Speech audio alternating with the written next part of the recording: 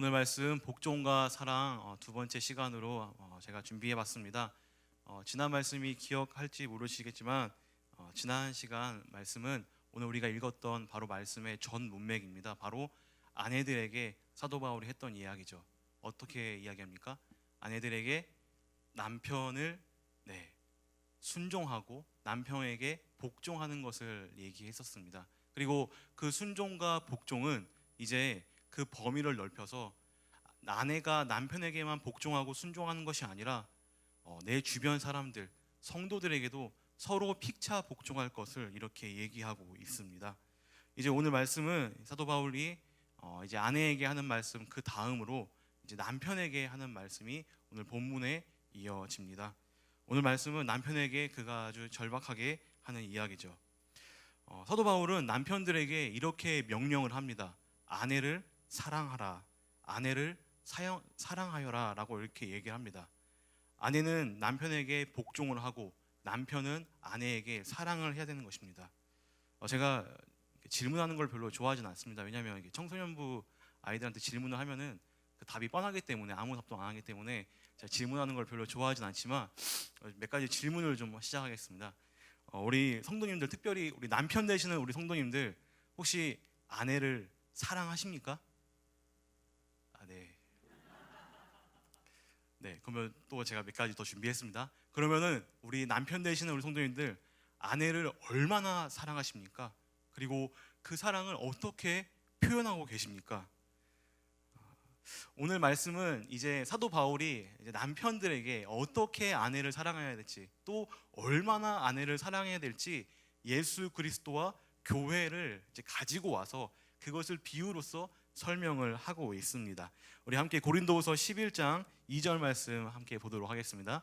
고린도후서 11장 2절 말씀입니다. 우리 함께 한 목소리로 읽겠습니다. 시작. 내가 하나님의 열심으로 너희를 위하여 열심을 내노니 내가 너희를 정결한 처녀로 한 남편인 그리스도께 드리려고 중매함이로다. 그러나 나는 앞서 사도 바울은 예수님을 머리로 그리고 우리 교회를 몸으로 표현해서 많이 비유를 했습니다. 그런데 사도 바울이 또 즐겨 표현했던 또 다른 방법은 바로 예수 그리스도를 남편으로 그리고 교회를 그의 아내로 표현했던 것을 볼 수 있습니다. 우리는 예수님의 신부가 되고 또 예수님은 우리 교회의 남편이 되는 것이죠. 자, 오늘 말씀을 통해 우리의 신랑 되신 예수님이 우리를 얼마나 사랑하는지 또 어떻게 사랑하는지를 살펴보면서 또 우리 남편들에게 특별히 하는 말씀들을 살펴보도록 하겠습니다. 우리 함께 에베소서 5장 25절 말씀을 읽으면서 우리가 남편 된 우리가 얼마나 아내를 사랑해야 되는지 한번 한 목소리로 읽어보도록 하겠습니다. 에베소서 5장 25절입니다. 함께 읽겠습니다. 남편들아, 아내 사랑하기를 그리스도께서 교회를 사랑하시고 그 교회를 위하여 자신을 주심같이 하라. 아멘. 예수님이 우리를 얼마나 사랑하시는지는 여러분들 잘 알고 계실 겁니다. 우리를 얼마나 사랑하시죠? 십자가에서 못 박혀 죽을 만큼, 자신의 몸을 우리들에게 줄 만큼 예수님은 교회된 우리들을 사랑하셨습니다. 그리고 그 사랑을 받은 우리들이죠. 사도 바울은 이제 그 남편들에게 이 예수님의 사랑을 보여주면서 남편들에게도 똑같이 그들에게 아내를 어떻게 사랑해야 되는지를 알려주고 있습니다. 아내 사랑하기를 그리스도가 자신의 몸을 내어준 것 같이 너희들도, 남편들도 사랑하고 희생하고 책임과 의무를 다하도록 말합니다. 아내를 얼마나 사랑해야 되는가라는 질문의 대답은 바로 죽기까지 사랑해야 된다라고 답하고 싶습니다. 자, 그렇다면 사도 바울은 여기서 이렇게 말을 끝내느냐? 그렇지가 않습니다. 사도 바울은 그냥 자신을 내어준 것처럼 죽기까지 사랑하세요라고 이야기를 마치는 것이 아니라 그 뒤에 부연 설명을 더하고 있습니다. 에베소서 5장 26절에서부터 27절까지 말씀, 사도 바울이 어떠한 말씀으로 그 사랑이 어떠한 것인지 표현하는지 한번 우리 함께 읽어보도록 하겠습니다. 에베소서 5장 26절에서 27절입니다. 시작. 이는 곧 물로 씻어 말씀으로 깨끗하게 하사 거룩하게 하시고 자기 앞에 영광스러운 교회로 세우사 티나 주름 잡힌 것이나 이런 것들이 없이 거룩하고 흠이 없게 하려 하심이라. 아멘. 여기서 이는 곧 26절에 보면 이는 곧이라는 단어를 씀으로써 앞서 자신이 말했던 그 내어줌의 사랑, 과연 이것이 어떠한 것인지 설명을 하고 있습니다. 예수님은 자신의 죽음으로 십자가 희생으로 사랑을 우리들에게 보이셨습니다. 그리고 그 사랑은 우리들에게 무엇으로 나타나는가? 바로 오늘 26절과 27절의 말씀처럼 죄 씻음과 거룩함으로 나타난 겁니다. 그러니까 예수님의 십자가 죽음으로써 우리들에게 사랑을 보이셨는데 그 사랑이 우리들에게 어떠한 것을 효력으로 발생시키냐?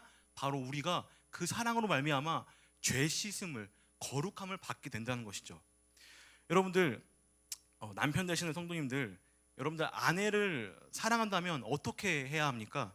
어떻게 그 여러분의 사랑을 증명해 보입니까? 작고 반짝거리는 것을 주면은 아내가 사랑을 합니까? 그 사랑을 받습니까? 혹은 높은 곳에, 좋은 곳에 데려가면 아내가 그 사랑을 온전히 받아줍니까? 이것만으로는 부족합니다. 이것만으로는 채워지지가 않습니다. 여자의 마음을 제가 헤아릴 수는 없지만 사랑이 내가 뭔가 주는 것으로만, 뭔가를 채워주는 것만으로는 만족할 수가 없는 것입니다. 제가 깊이 이 말씀을 생각하다가 이 사랑을 조금 다르게 생각을 해봤습니다. 저는 이 그리스도의 사랑, 십자가의 사랑은 곧 책임이라고 이러한 생각이 들었습니다. 사랑의 다른 모습으로 책임감이 떠오른 것이죠. 우리가 봤을 때 예수님의 사랑은 책임이시고, 예수님의 입장에서, 하나님의 입장에서 그 사랑을 봤을 때는 약속을 지키신 것, 언약을 지켜 나가시는 것입니다. 남편이 아내를 사랑하는 것은 곧 그 여자의 인생을 책임진다는 것입니다. 예수님의 사랑을 이렇게 얘기할 수도 있습니다. 우리를, 교회를 끝까지 버리지 않는다. 우리들을 끝까지 버리지 않는다 라고 말하고 싶습니다. 십자가의 죽으심은 우리를 버리지 않고 우리를 살리시겠다는, 우리를 구원시키겠다는 하나님의 의지입니다. 우리를 책임지시겠다는 것이죠. 그런데 하나님이 우리와 함께 하기 위해서, 그 책임을 끝까지 지키기 위해서 한 가지 해결될 문제가 있었습니다. 한 가지 걸림돌이 있었습니다. 그것이 무엇이냐? 바로 죄의 문제죠.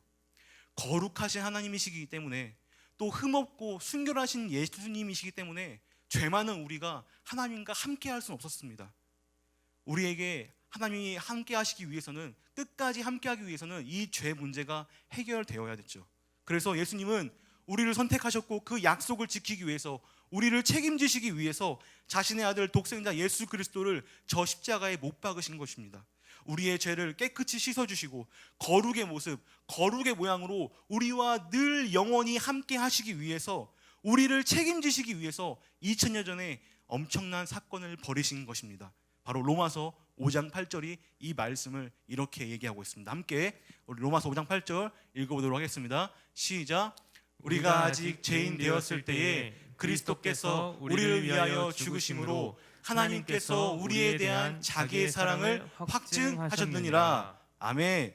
우리 청년들만 한번 해볼까요? 네, 오늘 암송 구절이라고 이렇게 해가지고 막 외우고 다니던데. 네, 죄송합니다. 네, 하나님의 책임과 그 약속 지키심은 우리를 어떻게 하신다고요? 깨끗하게 해주시고 또 거룩하게 하신다고 했습니다. 그리고 이것은 우리들에게 구원의 길을 만들어 주시는 것이죠. 에베소서 5장 26절은 이렇게 얘기합니다. 이는 곧 물로 씻어 말씀으로 깨끗하게 하사 거룩하게 하시고. 물로 씻는다, 이것은 우리가 알다시피 세례를 의미합니다. 성례를 의미합니다. 눈에 보이는 거룩히 씻기는 모습들을 얘기하고 있습니다. 또한 말씀으로 거룩하게 한다, 말씀으로 씻는다, 이것은 그 하나님의 살아있는 그 생명력 있는 말씀이 우리의 삶에 왔을 때 우리가 그 말씀대로 사라지고 거룩을 위해 힘쓰고 그 말씀이 기준이 되어 살아간다는 것을 이야기하고 있는 것이죠. 저는 지금 우리의 남편 되신 예수님이 우리를 얼마나 사랑하시고 또 그 사랑으로 인해 우리가 어떻게 되는지를 설명하고 있습니다. 그 사랑은 우리들에게 하나님과 함께 할 수 있는, 하나님과 영원히 같이 갈 수 있는 길을 만드신 겁니다. 어떻게요? 우리의 죄를 씻어주시고 우리를 용서해 주시고 우리를 거룩하게 하셔가지고 그 하나님과 함께 가는 것을 보여주고 있는 것입니다. 그리고 이제 사도 바울은 예수님이 우리를 어떻게 사랑하시는지 그 다음 말씀으로써 이제 구체적으로 사랑을 보여주고 있습니다. 에베소서 5장 27절을 한번 우리 함께 한 목소리로 보도록 하겠습니다. 에베소서 5장 27절 말씀입니다. 함께 읽겠습니다.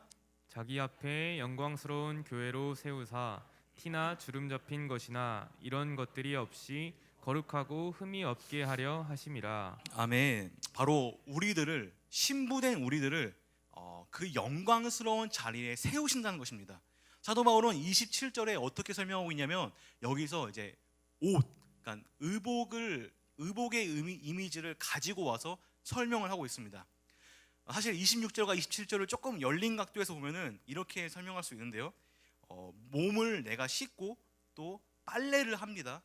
그리고 그 빨래한 옷을 다림질하는, 구김없이 다림질하는 그러한 모습으로 비춰지기도 하죠. 그런데 그러한 빨래와 내 몸을 씻는 이미지에서 우리가 계속해서 봐왔던 신랑과 신부, 남편과 아내의 이미지를 합친다면 이것이 바로 어떠한 모습이냐면 바로 결혼식의 모습으로 발전돼서 볼 수가 있습니다.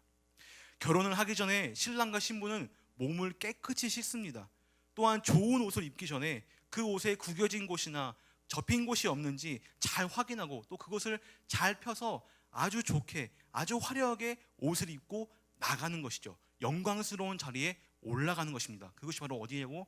바로 결혼식이라고 볼 수가 있습니다. 제 옆자리는 김신영 전도사님이 사무실에 앉아 있는데요. 이번 올 가을에 결혼을 한다고 합니다. 그래서 지난주에 저한테 예복을 맞추러 간다 이렇게 하더라고요. 그래서 제가 선배로서, 결혼한 선배로서 한 가지 충고를 했습니다. 어떠한 충고냐면 너무 좋은 옷을 사지 마라, 너무 멋진 옷을 사지 마라 라고 이렇게 설명했습니다. 왜 그러냐면 결혼식의 주인공은 남편이 아니라, 신랑이 아니라 바로 신부이기 때문입니다. 신부가 돋보여야 하는 자리고 신부가 멋져야 되는 자리임을 제가 설명을 했던 기억이 있습니다. 자, 여러분들, 하나님은 마찬가지로 우리를 어떻게 세워주십니까?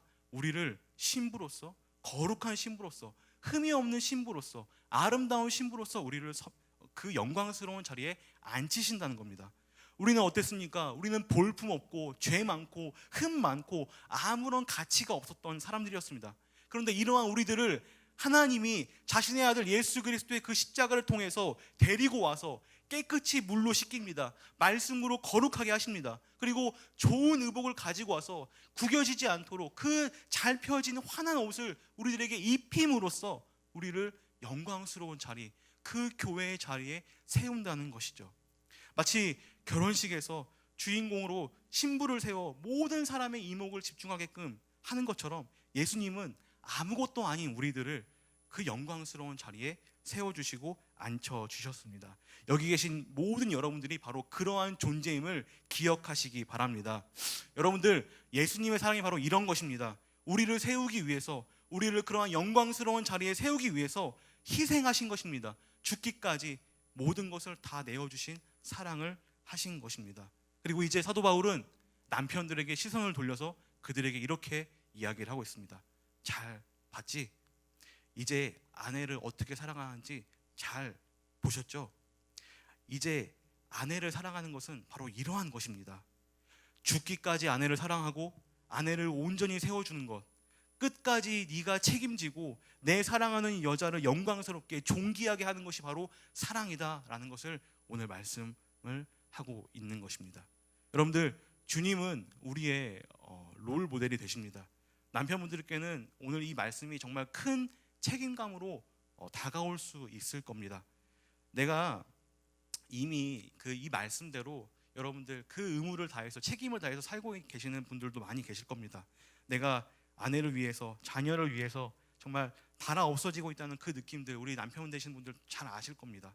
그러나 사랑하는 우리 신일교회 성도 여러분들, 우리가 남편 되기 전에, 또 우리가 남편에게 복종해야 되는 그 아내가 되기 전에, 그리고 아직 결혼 생활을 하기 전에, 결혼 생활을 하지 않는, 경험하지 못한 우리 성도님들도 우리가 기억을 해야 할 것은 바로 우리를 책임져 주시는 남편이 있다는 것입니다. 여러분들이 교인이고 성도라면 여러분들을 책임져 주시는 분이 있습니다. 바로 누구시죠? 예수님이라는 겁니다. 그 예수님, 그 남편은 나를 버리지 않습니다. 여러분들을 떠나지 않습니다. 혹여나 내가 잠시 내 시선을 팔고 내가 다른 생각을 할지라도 그 예수님은 늘 우리 곁에서 여러분을 끝까지 붙잡아 주실 것입니다. 히브리서 13장 5절 말씀 후반부에서 이렇게 얘기하고 있습니다. 우리 함께 한 목소리로 읽어보도록 하겠습니다. 시작. 그가 친히 말씀하시기를 내가 결코 너희를 버리지 아니하고 너희를 떠나지 아니하리라 하셨느니라. 아멘. 사랑하는 우리 남편 되신 성도 여러분들, 아내를 사랑합시다. 제가 저에게 하는 말입니다. 또 사도 바울도 우리 여러분들에게, 남편 되신 분들에게 얘기하고 있는 것이죠.